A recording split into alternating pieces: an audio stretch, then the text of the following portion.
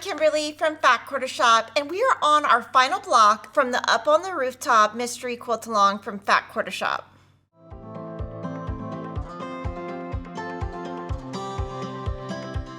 Download the free block patterns at Fat Quarter Shop. A link is in the description box. For this week, you need 5 prints from the Berry and Pine collection by Layla Boutique and 1 crossweave background.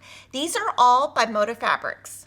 We also have a free cross-stitch pattern to accompany this mystery quilt along, and this is this week's section. After you've gathered all your supplies, let's get sewing. Our first step is going to be on page 2. We're going to make 1 hourglass block. We're going to take fabric B and fabric P squares. We're going to cut them on the diagonal twice, and I just stacked them together. We're going to be trimming it down so your cutting doesn't have to be 100% accurate. Then you're going to place 2 green triangles and 2 black triangles. Then you'll just sew these together with a 1/4 inch seam. And when you do that, this is what it will look like. And then you want to take these 2 and sew them together. So it's important to pin right at that middle intersection and both ends. This fabric right here is on the bias, so it's going to be very stretchy. So the more you pin, the better. Once you sew that together, this is what it looks like. And I press mine open. You can press according to the pattern. Either way is totally fine. From here, you're going to take a 4.5 inch Creative Grids ruler. Find the very center where the circle is, put that on the intersection, and then you want to line up 1 line across the seam, and you want to make sure this point and this point are right where the fabrics meet. And we're just going to trim this down, and this is how I really like to use hourglass blocks, is to always make them bigger and trim them down, and they come out really nice and pretty, and you'll be making 1 hourglass unit.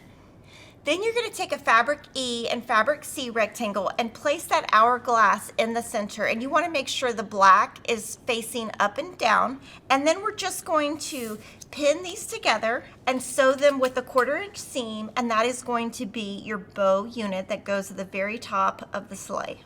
And I'm just using a 1/4 inch seam, and I'm using a pretty small 1/4 inch seam so my thread will not show through on the black. And once it's sewn together, it's going to measure 4.5 by 21.5.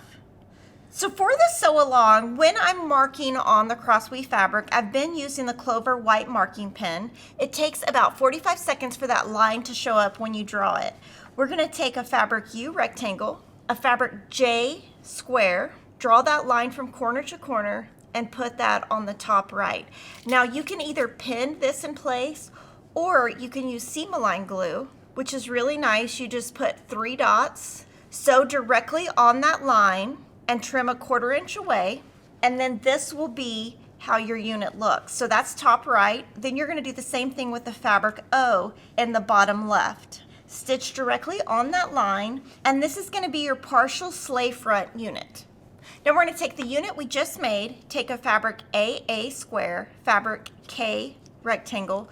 We're going to sew this together with a 1/4 inch seam, press, and then we're going to add this to the left part of the unit, making sure our bigger square is in the top right and our smaller square is in the bottom left. Your sleigh front unit will be 4.5 inches by 10.5 inches. Now to make your present, it's super easy. You're going to take 2 fabric R rectangles, a fabric Q rectangle, stitch that together, and add a fabric S to the bottom. This is going to be your present unit, and it will measure 7.5 by 13.5.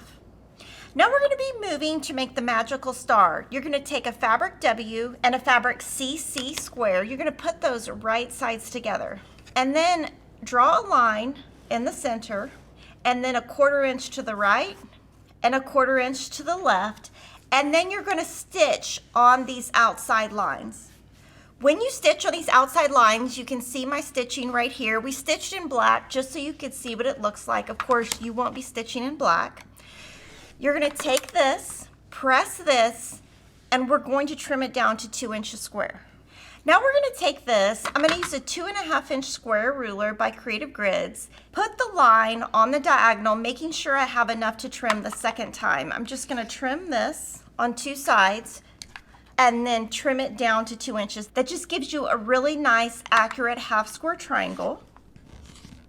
And you're gonna make 4 half square triangles. Now we're gonna make some corner square units. Now we're gonna take a fabric BB rectangle and 2 fabric Y squares, and you're going to place 1 square on the left end, stitch directly on the line, trim a 1/4 inch away, and this is what your unit will look like. And then here we're gonna do another piece that goes the same direction, so it's different than a flying geese. Stitch directly on that line, trim a 1/4 inch away, and this will be your twinkle unit. You're gonna make 4 of these. Then you're gonna take this, your half square triangle unit, and a fabric X square. From there, you're gonna sew these 2 together with a 1/4 inch seam, sew these together, and this is your dazzling unit. You're gonna make 4 of these. This is what the 4 look like, and then you're gonna flip them where the square is on the outside. That's exactly how your unit should look. So if you have 4 squares here, you're good to go. Then we're gonna stitch these together. What I'm going to do is pin this where I have this where the red and white touch perfectly, right here. And then you want a 1/4 inch away from this, right here, to touch exactly in this point. Now I can do that by eye because I've been doing this for so long, but if you're not sure, you can just draw a little line with a 1/4 inch on your ruler, poke your pin in that seam right here, and then pin. And you're gonna pin both units this way. We'll sew them together, press, and then do the final seam. Your magical star unit will measure 6.5 inches square.